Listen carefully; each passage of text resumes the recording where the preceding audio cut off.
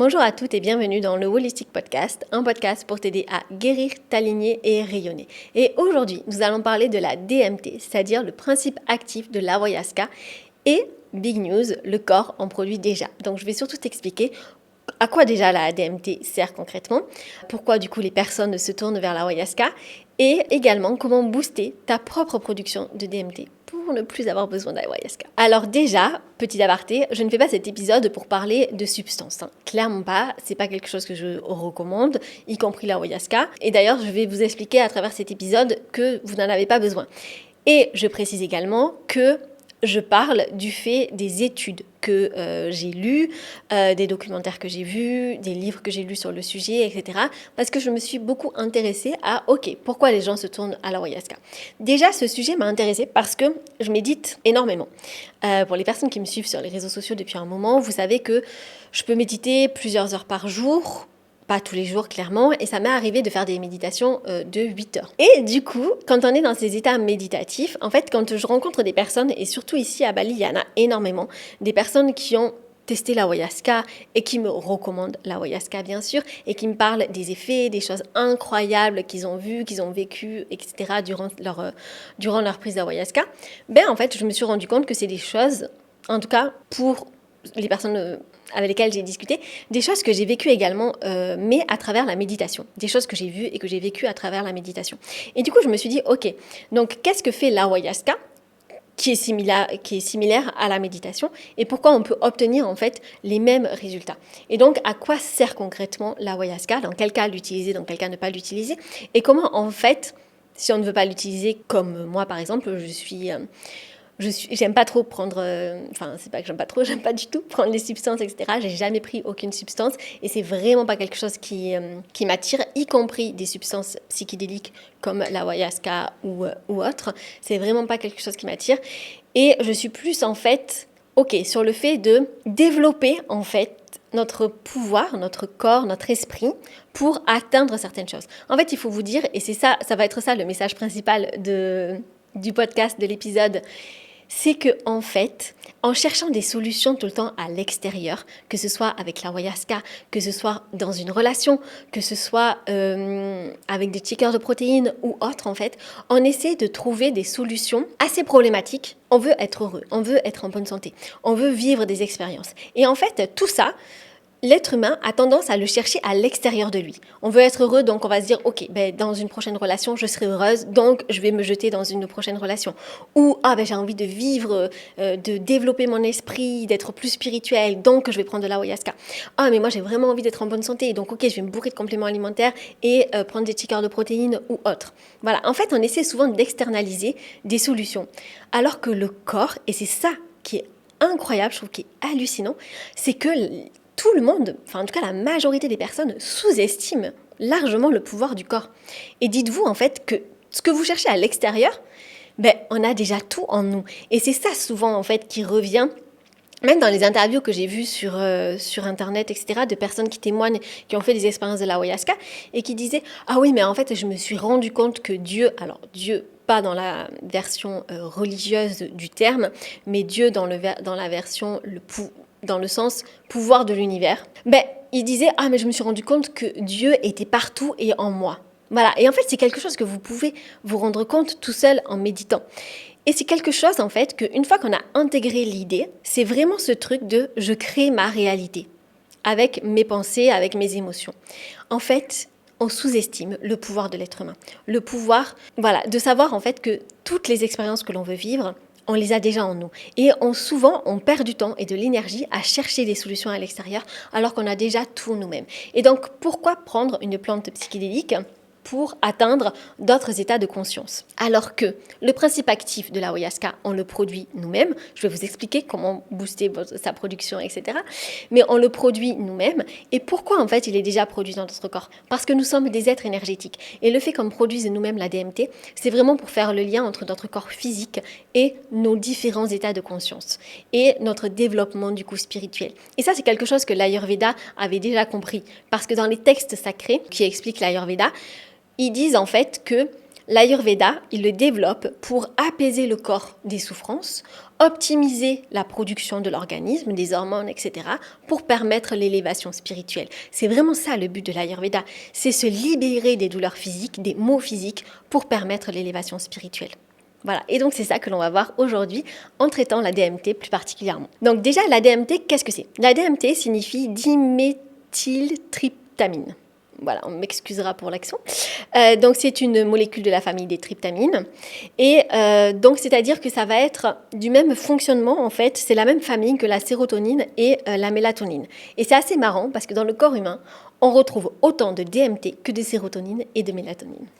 Sachant que la sérotonine, donc c'est l'hormone du bonheur, et la mélatonine, c'est l'hormone du sommeil. Donc basiquement, tout le monde a de la mélatonine, puisque tout le monde dort. Voilà, donc ça c'est important, c'est un point important de savoir que la DMT est vraiment endogène, c'est-à-dire qu'elle est produite par l'organisme. Et il y a des moments où elle va être produite un petit peu plus. Donc ça, c'est des études scientifiques qui ont été menées, parce qu'il y a énormément d'études sur la DMT, pour tout ce qui est expérience, certes spirituelle, les états de conscience, etc., mais aussi pour la guérison. Parce que la DMT, c'est vraiment quelque chose, c'est une molécule, ils se sont rendus compte, qui est hyper puissante, parce que déjà, la DMT, elle est stockée dans l'organisme au niveau de la glande pinéale.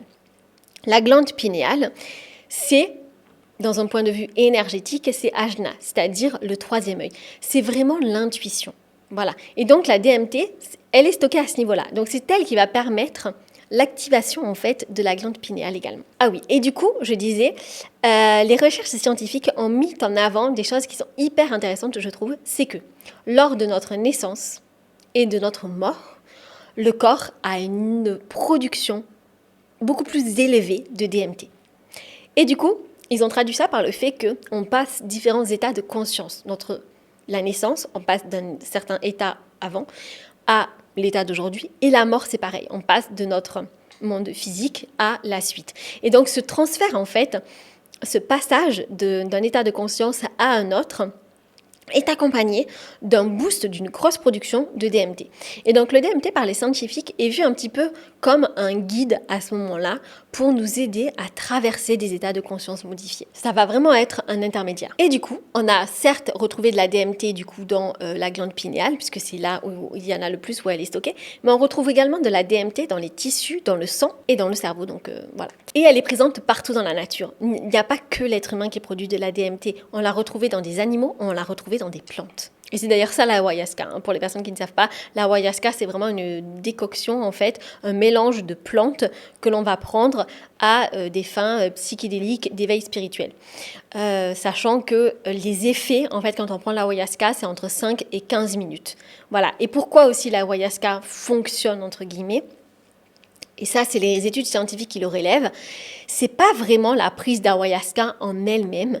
C'est juste que de prendre... Parce qu'en fait, souvent, on le voit, vous pouvez regarder les témoignages des personnes qui ont pris de l'ayahuasca, mais les personnes qui prennent de l'ayahuasca, ils disent qu'en fait, ils ont été étonnés de voir les effets directement, en fait. Dès qu'ils ont commencé à en consommer, dans la seconde, ils ont commencé à vivre des choses, à voir des choses.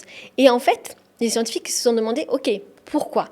Mais en fait, c'était tout simplement parce que c'est là où ils se sont rendus compte qu'on avait déjà de la DMT, donc du principe actif de l'ayahuasca, et que quand on consommait de l'ayahuasca, ça venait juste activer un petit peu plus la DMT que nous avons en fait. Et donc en fait, c'est pas la DMT de l'ayahuasca, quand vous prenez l'ayahuasca qui va être utilisée, c'est la DMT que vous avez déjà dans votre corps qui va être utilisée. Et l'ayahuasca, ça va juste être un trigger. Et c'est d'autant plus un trigger que quand vous faites des cérémonies d'ayahuasca, peut-être que vous avez déjà vu dans des films ou quoi que ce soit, ça se passe souvent au Pérou, dans des endroits hyper calmes, avec des cérémonies spirituelles avant, pour vraiment vous ancrer, etc. Mais en fait, ça, rien ne vous empêche de le faire chez vous. Parce que ça, c'est des pratiques en fait qui vont permettre de calmer le système nerveux, de vous apaiser et tout ça. On va voir toutes les étapes en détail. Mais de vous apaiser et de rentrer dans cet état vraiment méditatif d'apaisement, c'est ça qui va booster votre production de DMT. Donc à ce moment-là, vous n'avez même pas besoin de prendre de l'ayahuasca parce que vous êtes déjà hyper préparé pour booster la production de DMT. Donc déjà, on va voir d'un point de vue biologique à quoi sert la DMT dans le corps. Alors c'est hyper intéressant parce que les études scientifiques montrent que la DMT, c'est un neuroprotecteur, c'est-à-dire que son but va être de protéger le cerveau quand il est dans des situations de survie. Par exemple, quand il manque d'oxygène ou quand il vit un stress intense, pour ne pas perdre des neurones, pour ne pas perdre des facultés cognitives, la DMT va être produite en grande quantité. Par exemple, vous avez un accident de voiture, ils ont remarqué que, à ce moment-là, le corps va naturellement essayer de protéger le cerveau en produisant énormément de DMT. Parce que le DMT, du coup, c'est une molécule qui va être anti-inflammatoire et neuroprotectrice. Ça va protéger, du coup, le cerveau et les neurones d'une mort prématurée. Et bien sûr, ça, c'est en cours d'étude. Donc là, ce que je vous dis, c'est que les études ont été vérifiées, mais on ne connaît pas encore tout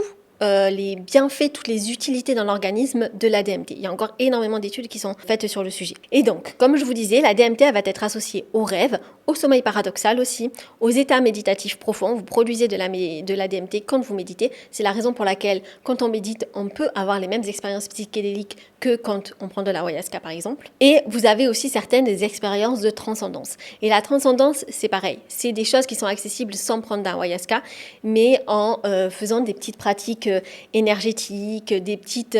voilà, il y a pas mal de choses en fait qui permettent de rentrer dans ces états de transe ou de voir des états de conscience modifiés sans prendre de l'ayahuasca, mais juste en sachant comment activer et produire de la DMT, ce que je vais vous expliquer. Globalement, la DMT joue un rôle dans la modulation de la perception. Voilà, mais c'est pas des hallucinations. Ça a été prouvé que la DMT ne provoque pas d'hallucinations. Donc l'ayahuasca ne provoque pas d'hallucinations. C'est juste en fait la perception de la réalité qui va être un petit peu différente. Ça ne veut pas dire que ce n'est pas la réalité. Ça veut juste dire que l'on va s'ouvrir à d'autres fréquences qu'en temps normal, dans un état de stress ou dans un état trop conscient, on ne peut pas voir. Donc la DMT agit comme un filtre de perception qui modifie la manière dont le cerveau va interpréter la réalité. Ensuite, DMT, mélatonine et sérotonine, quel est le lien entre toutes ces hormones? Donc un lien passionnant, c'est que la DMT partage donc le même précurseur que la sérotonine et la mélatonine, c'est-à-dire le tryptophane. Donc oui, vous pouvez manger des choses outre que l'ayahuasca pour booster votre production de DMT.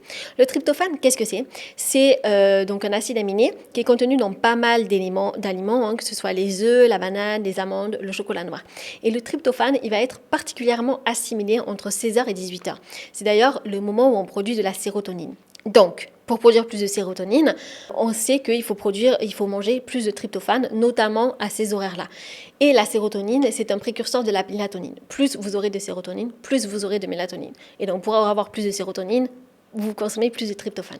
Et là, ils ont fait le lien, du coup, les scientifiques, en montrant que, en fait, en consommant plus de tryptophane, vous boostez également votre production de DMT. Et donc, la DMT, elle est aussi liée à l'intuition. C'est pas juste des expériences psychédéliques, c'est vraiment juste une ouverture de la conscience. Et c'est d'ailleurs la raison pour laquelle tous ces états de conscience, en fait, le rêve, etc., ça intervient durant la nuit et que la DMT est utilisée pendant la nuit. C'est parce que le tryptophane, donc on doit avoir un apport entre 16h et 18h, et ça va provoquer de la sérotonine, la mélatonine, et donc, y compris de la DMT. Et donc c'est pour ça que le soir, quand on médite ou quand on fait des pratiques énergétiques, on se sent beaucoup plus connecté en fait.